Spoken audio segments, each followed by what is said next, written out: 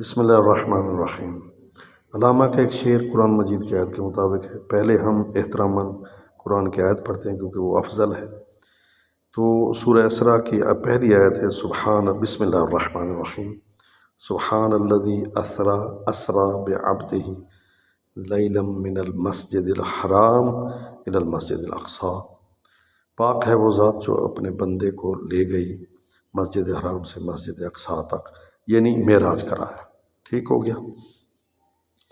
تو حضور کے معراج کے متعلق یہ آیت ہے، پہلی آیت ہے۔ اس کے متعلق جو شعر علامہ نے کہا وہ یہ کہا کہ سبق ملا یہ معراج مصطفیٰ سے مجھے، سبق ملا یہ معراج مصطفیٰ سے مجھے کہ عالم بشریت کی زد میں ہے گردوں، کہ عالم بشریت کی زد میں ہے گردوں۔